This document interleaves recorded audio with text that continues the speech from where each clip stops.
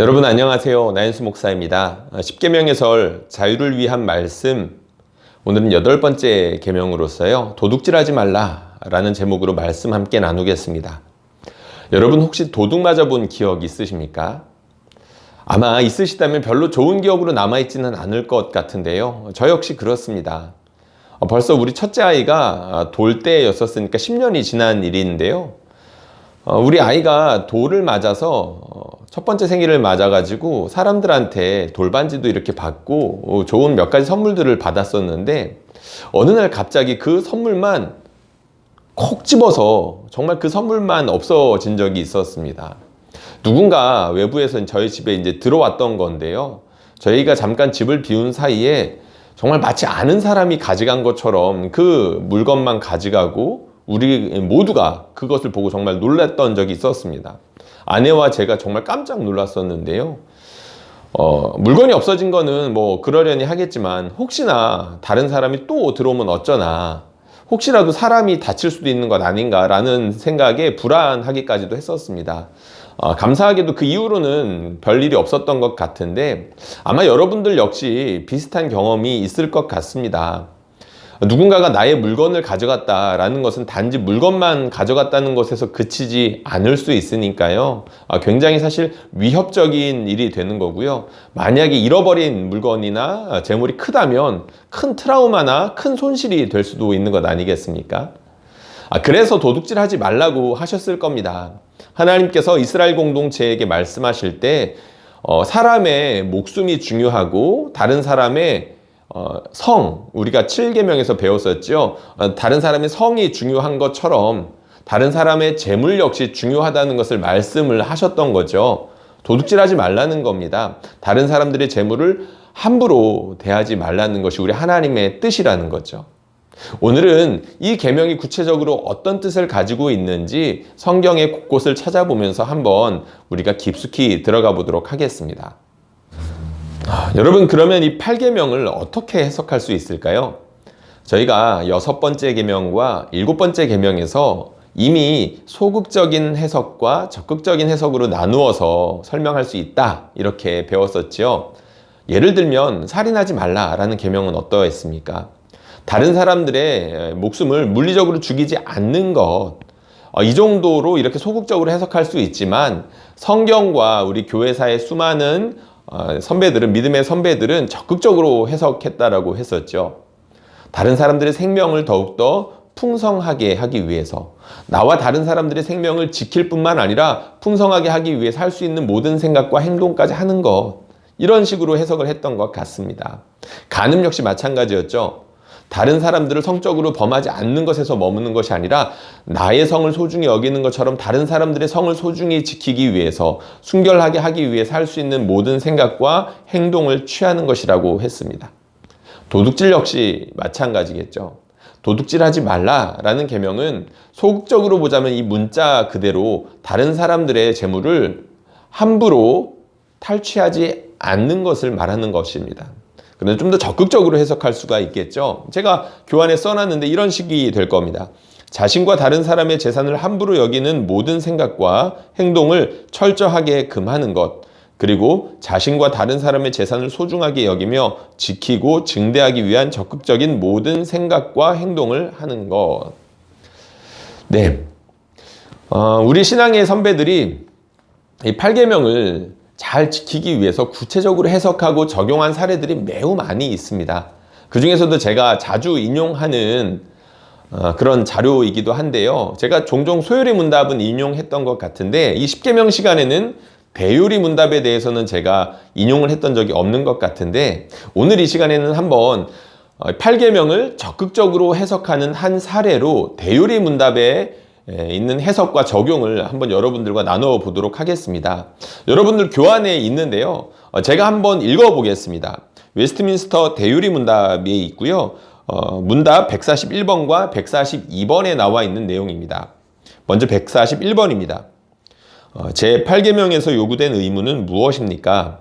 제8계명에서 요구된 의무는 사람과 사람 사이의 계약들과 거래의 진실, 신실, 공의로움이니 모든 사람에게 당연히 줄 것을 주는 것이며, 바른 소유주에게서 불법 점유된 물건을 배상함이며 우리들의 능력과 다른 사람들의 필요에 따라 아낌없이 주며 빌리는 것이며 이 세상 물건에 대한 절제이며 우리에게 필요하고 편리하며 우리의 상태에 맞는 것들을 획득하여 보존하고 사용하고 치리하려는 주의 깊은 용심과 연구이며 합법한 천직과 그것의 근면함이며 검약함이며 불필요한 소송과 보증 서는 일이나 기타 그와 같은 용무들을 피함이며 우리들 자신의 것과 마찬가지로 다른 사람들의 부와 외형적 재산을 구하여 보존하고 증진하기 위해 모든 공정하고 합법한 수단 방법으로 노력합니다.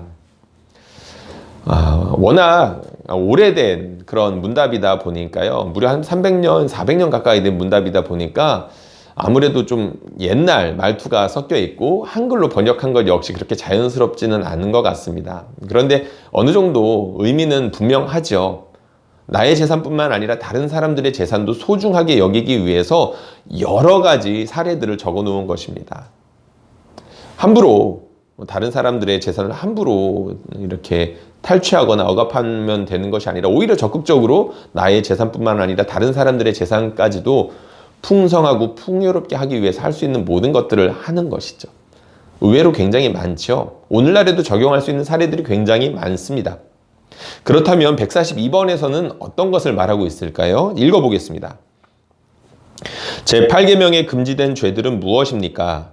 제8계명에 금지된 죄들은 요구된 의무들을 소홀히 하는 일 외에도 절도, 강도행위, 사람 납치, 작물 취득, 물건을 받음과 사기거래, 속이는 저울질과 치수제기, 땅 경계표를 마음대로 옮기는 것, 사람들 사이에 맺어진 계약이나 신탁의 사건들에 있어서 불공정하고 불성실함이며 억압, 착취, 고리대금, 뇌물징수, 성가신 소송, 불법적으로 담을 두르는 것과 물건값을 올리기 위해서 사람의 마음을 쏠리게 하는 상품, 부당한 값을 부르는 일과 우리들 자신을 부유하게 하기 위한 다른 모든 불공평하거나 조악한 방법들이며 탐욕과 세상 재물을 과도하게 소중히 여기고 좋아함이며 다른 사람들이 잘 되는 것에 대한 질투이며 그와 마찬가지로 게으름 방탕 낭비하는 노름과 우리들의 외형적 재산에 대하여 부당한 편견을 가짐이며 우리 자신을 속여 하나님께서 우리에게 주신 재물을 바로 사용하고 안락하게 즐기지 못하게 하는 것이다. 도둑질하지 말라. 다른 사람들의 재물을 함부로 대할 수 있는 여러 가지 것들이 있는데 그것을 구체적으로 금하는 명령들, 해석과 적용이 바로 이 대요리문답 142번에 있었습니다. 오늘날에도 너무나도 적용할 수 있는 구체적으로, 직접적으로 적용할 수 있는 말들이 참 많죠. 우리 신앙의 선배들은 실제로 이렇게 해석을 해왔습니다. 사실 이렇게 해석을 할 수 있었던 것은 성경의 구약과 신약에 이런 비슷한 방식으로 이미 해석이 되어 있기 때문이고 그것을 당시의 사회상에 맞춰서 그 성경 해석의 원리를 따와서 해석하고 적용한 것이라고 할 수 있겠죠. 도둑질하지 말라. 우리가 십계명 처음에 말했던 것처럼 십계명은 대원리입니다. 우리가 이 땅을 살아가는 데 있어서 하나님의 뜻을 추구하지 않겠습니까? 그것의 한 축이 된다는 거죠. 다른 사람들 재산을 그리고 나의 재산을 대할 때에 있어서 이러한 원리로 사용하고 아껴야 되고 그리고 이런 식으로 풍성하게 하고 해야 된다는 겁니다. 이처럼 도둑질하지 말라라는 계명은 우리에게 나와 다른 사람들의 재산을 소중히 여겨야 되고 함부로 여기면 안 된다는 의미를 가지고 있습니다. 그런데 제가 여러분들 교환에 사람 도둑질에 관한 내용을 써놨는데요. 오래되었지만 낯선 해석이라고 써놓았습니다. 실제로 그렇죠. 사람 도둑질? 이 8계명을 사람 도둑질이라고 해석하거나 적용한다면 아마 이렇게 들어보신 분들은 생각보다 많지 않을 것입니다. 왜냐하면 우리가 개신교인들에게 있어서 이 8계명은 전통적으로 재산에 이렇게 집중하여서 해석했기 때문인데요.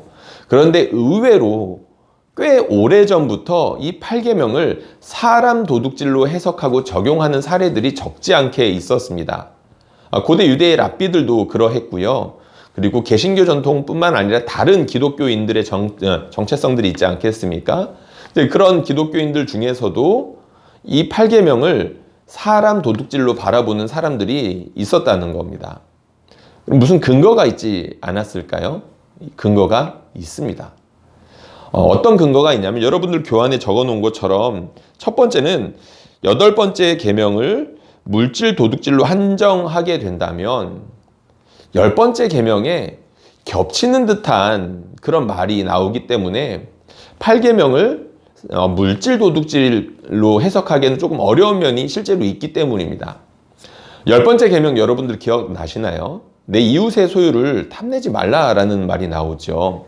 이웃의 소유에 대한 그런 명령이 분명하게 나오기 때문입니다. 그런데 이 8계명에서 또다시 소유, 다른 사람들의 재산을 탐내는 것에 대해서, 도둑질하는 것에 대해서 이렇게 말하고 있으니까 뭔가 이중적으로 겹치게 느꼈다는 거죠. 그래서 이 계명을 단순히 물질 도둑질이 아니라 사람 도둑질로 해석했다라는 사람들이 실제로 많이 있었다는 겁니다. 그리고 이렇게 해석하는 또 중요한 근거가 있었는데요. 그것은 바로 당시의 사람들이, 그러니까 이 8계명을 사람 도둑질로 해석하고 적용했을 당시에 실제로 많은 사람 도둑질이 횡행했기 때문이었습니다. 사람 도둑질이라고 하니까 조금은 어색한데요. 납치와 같은 일들이, 사람을 돈을 주고 사고 파는 일들이 많이 있었다는 겁니다.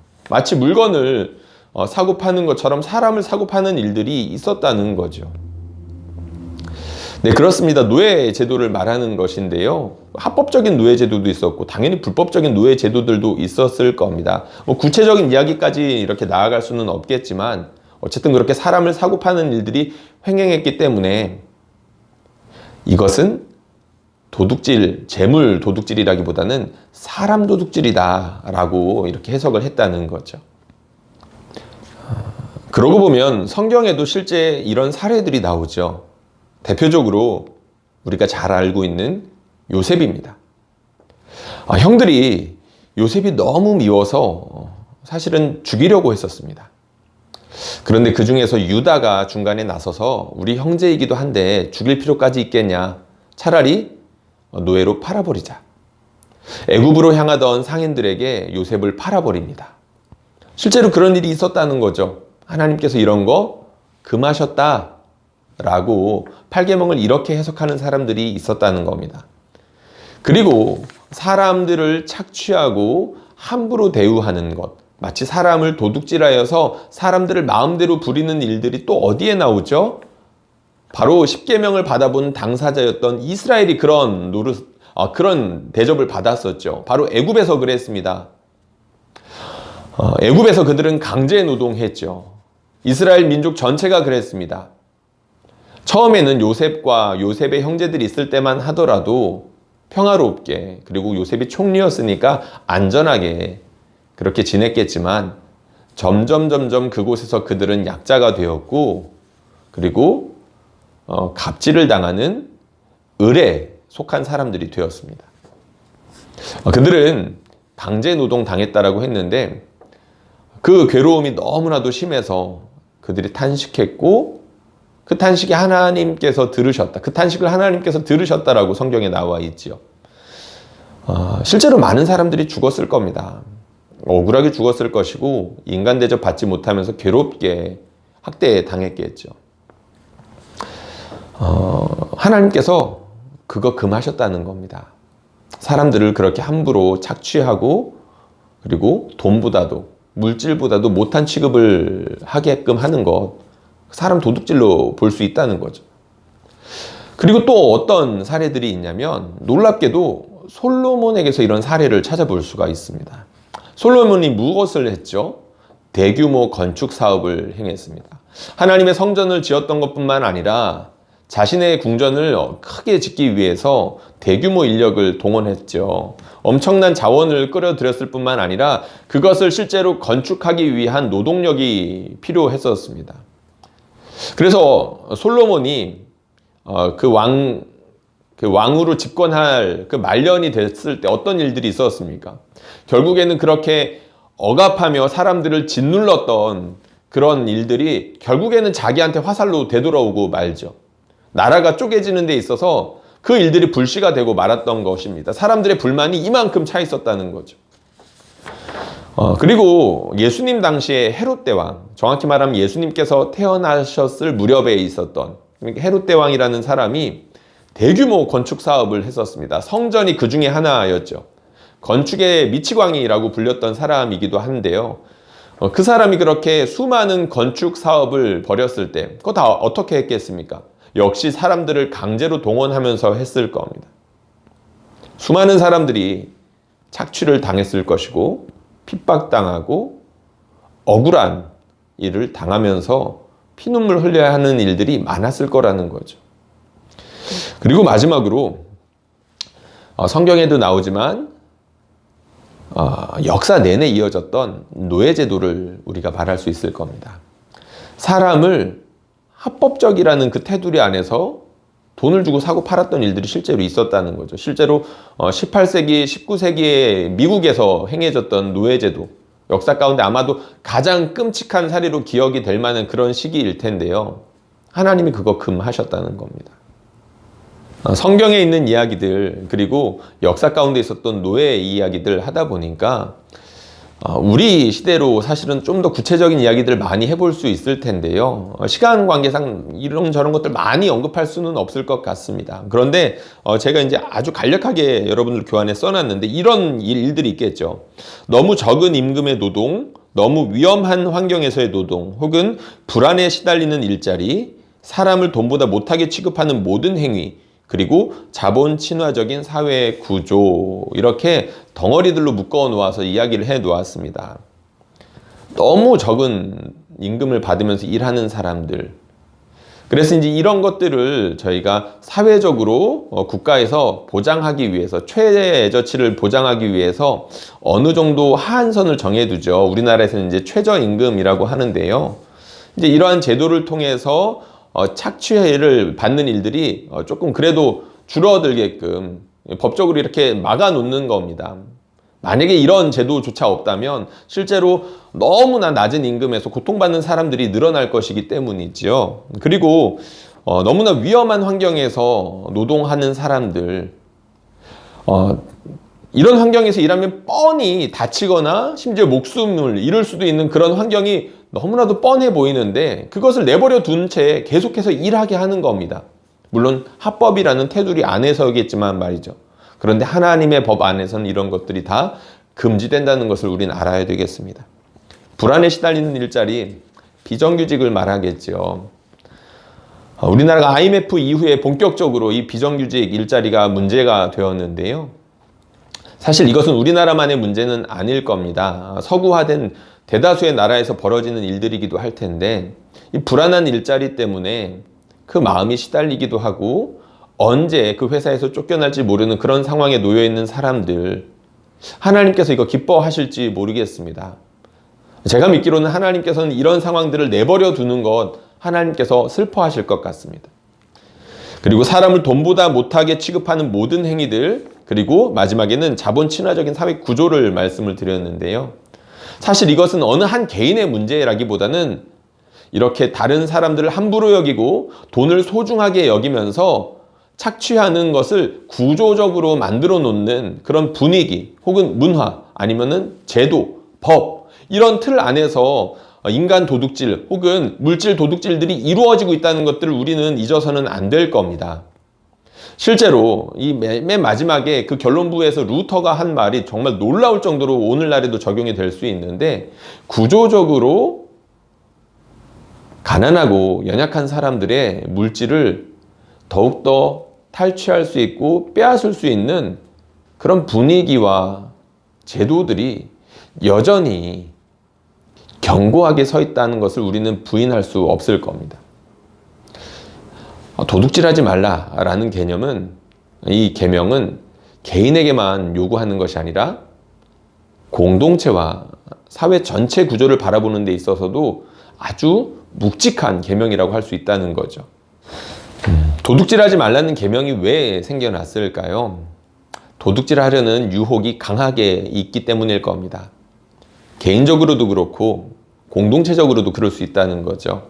누군가의 재물을 쉽게 얻을 수 있다라고 한다면 내가 열심히 땀 흘리고 피땀 흘려서 버는 것보다 좀 더 쉽게 벌 수 있는 방법이 있다고 한다면 대신 조금의 편법을 쓰고 다른 사람들을 조금이라도 괴롭게 할 수 있는 그런 방법이라면 사람이 고민할 수 있겠지만 얼마든지 자신의 부를 위해서 그리고 물질적인 풍요와 평안을 위해서 얼마든지 그런 선택을 할 수 있는 가능성이 사람에게 많다는 겁니다.